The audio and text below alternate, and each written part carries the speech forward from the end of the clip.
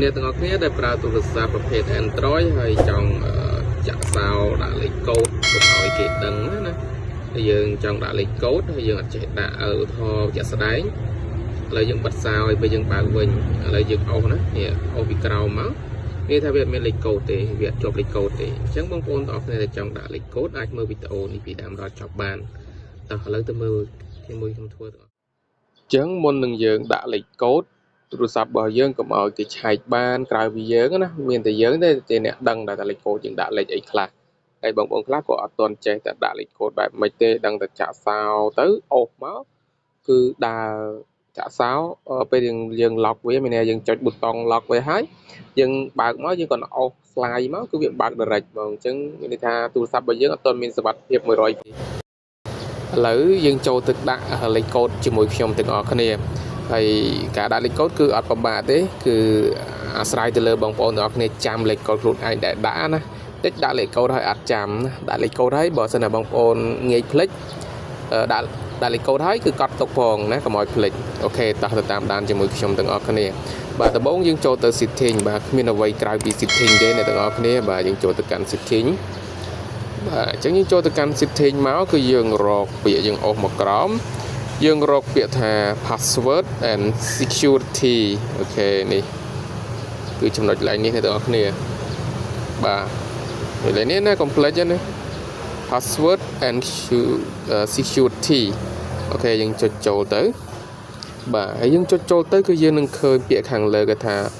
lock screen password អញ្ចឹងយើងចូលទៅ lock screen នឹងមកអូខេអញ្ចឹងយើងចូលទៅ lock screen មានន័យថាទី1នេះវាអត់មានអីទាំងអស់វាអត់មាន slide អត់មានអីទេយើង lock ចុះ lock ឡើងគឺវា load direct ហ្មងអត់មានជាប់សោជាប់អីទេហើយទី2នេះមានន័យថាយើងប្រើ slide នេះដាក់ slide to lock to unlock មានន័យថាពេលយើងចុចយើងចុច slide to unlock ហ្នឹងមានន័យថាវា slide មកយើងគាត់ចុច lock យើង slide ទៅអូសទៅដូចខ្ញុំមិញអញ្ចឹងណាដូចវីដេអូដែលពីខាងដើមខ្ញុំអញ្ចឹងអូសទៅគឺវាunlock direct មកវាអត់មានជប់លេខកូដជប់អីទេហើយបើអា pattern នេះអា pattern នៅខាងក្រោមហ្នឹងអញ្ចឹងយើងចុចអា pattern ហ្នឹងមកបាទអញ្ចឹងយើងចង់ដាក់4មានន័យថា4គូសតែយើងគូសមកឥឡូវខ្ញុំឧទាហរណ៍របស់ខ្ញុំណាហ្នឹងហើយខ្ញុំគូស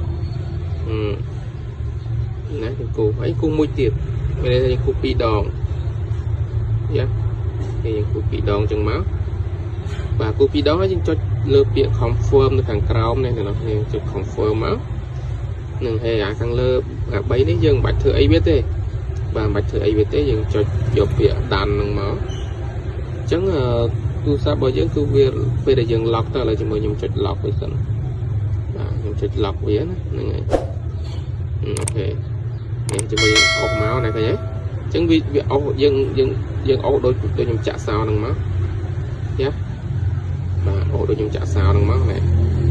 ឃើញទេហ្នឹងហើយអញ្ចឹងលេខកូដរបស់យើងគឺយើងដាក់ហើយក៏អត់មានអ្នកណាគេដឹងក្រៅពីខ្លួនឯងដែរអញ្ចឹងយើងបិទសោមកយើងបើកវិញមកអូខេពីមុនយើង slide មកបើកឥឡូវយើងដាក់លេខកូដឃើញអត់បាទអញ្ចឹងអ្នកនរគ្នាមើលវីដេអូនឹងរហូតដល់ចប់ទៅគឺនឹងងាយស្រួលក្នុងការដាក់លេខកូដ